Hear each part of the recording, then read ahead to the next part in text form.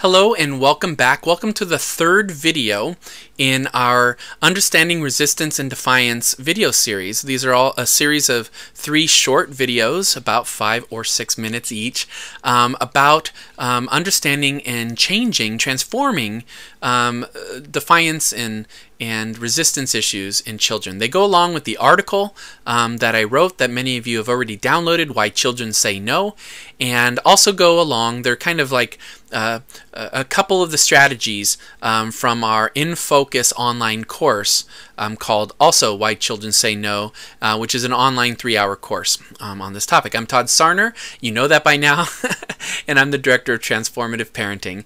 This has been one of the most in-demand issues that I've been asked about for over a decade that we've been doing parent consulting almost exclusively. It comes up in courses. I teach courses on this. I teach it in the bigger course that I do once a year now. But anyway, the third video, the third part of the of understanding and transforming is have a smart strategy for dealing with resistance and defiance in children. And the smart strategy is basically, first and foremost, refer back to video number 2, and don't let your child's resistance or defiance, don't take it personally and don't let it disrupt the connection the two of you have. Not only does it not lead to solutions, but it keeps you in a kind of reactive place with your kids and not a very alpha place, which is what we call being in the lead.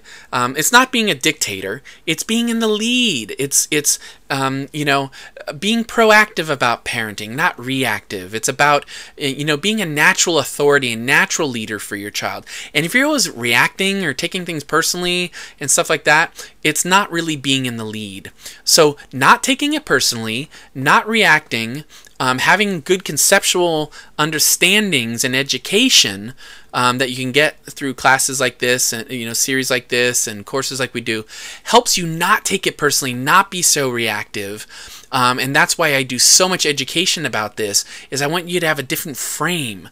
So that's the first thing. First and foremost, don't take it personally, don't be reactive. But then there's a few different parts of a strategy that we detail in more depth in the course, but I can give you now, you know, the outline of it and something you can work with now. The first part is what we talked about in the first video and I've referred back to, so you already know it. It's get into connection. Always strive to make it your goal to get into connection first. That's the first part, because if you're dealing with the first kind of counterwill, it's always about not being connected.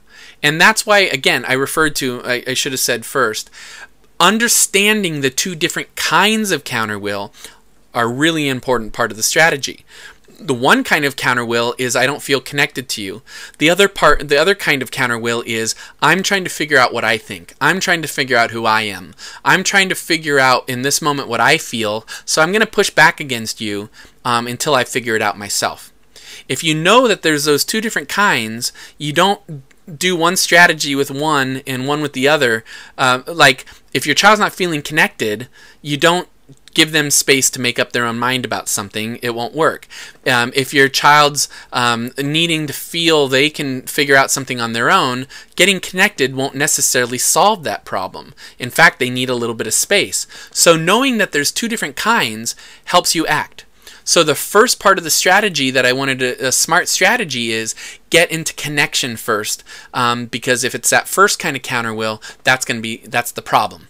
So always make it the culture of your home. Make it the first thing you do whenever possible to get connected first, whether that's a little way of getting in their face and getting a smile, or it's taking a little bit longer to sit down and play with them for a minute and get connected before you then lead them. Get connected first. Secondly, be careful about how forceful you're sounding, how much your will is really obvious, or that they feel like it's being pushed on them. Be careful of your language. Don't say you have to do this, or you must do that, or I'm the parent this. Using that tone and using those words that way actually just makes it worse if they're not feeling connected.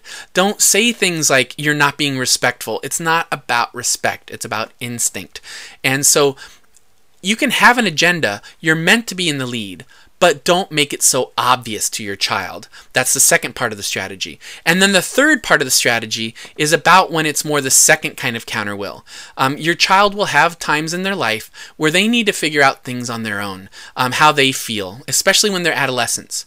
So make opportunities in life for your child to be in charge of things. You're still the big in charge person, but give them little more responsibilities and bigger responsibilities. Make sure they have opportunities to express themselves creatively.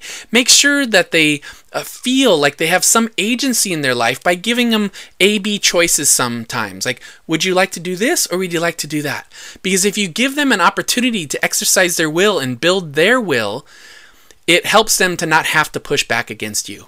So that's the third video. I hope you enjoyed it. That's about having a smart strategy.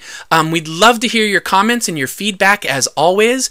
And I hope you enjoyed this series on understanding resistance and defiance issues in children. We also have information on our website about our services and about our courses, including our big Transformative Parenting online course that we offer in the fall, and our In Focus courses like the one specifically on resistance and defiance that will give you a much deeper dive into this topic. So thanks for joining me today. I'm Todd Sarner with Transformative Parenting, and I hope to see you again soon.